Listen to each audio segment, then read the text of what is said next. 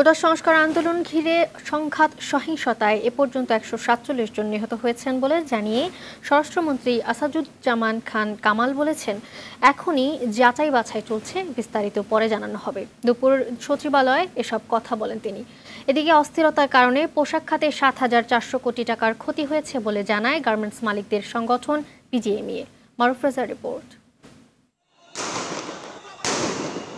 কোটা সংস্কারের দাবিতে শিক্ষার্থীদের লাগাতার আন্দোলন, অতঃপর একে কেন্দ্র করে ঢাকাসহ দেশের বিভিন্ন স্থানে সংঘাত সহিংসতায় ব্যাপক হতাহতের ঘটনা ঘটে।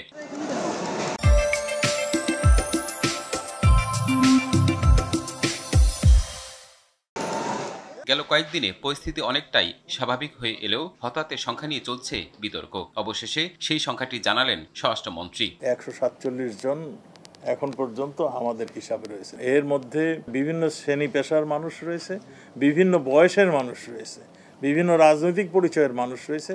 এইগুলি আপনাদেরকে ডিটেল আবার আমরা দিতে পারবো। আমাদের বিভিন্ন হাসপাতাল, বিভিন্ন জেলা, বিভিন্ন জায়গা থেকে যেটা আমরা পেয়েছি তার সংখ্যাই, কার পেশা কি, কাকে সে কোন দল করত কিংবা কি করত, সবগুলি নিয়ে আমরা একটা আরো একটি পূর্ণাঙ্গ রিপোর্ট আপনাদেরকে দিব।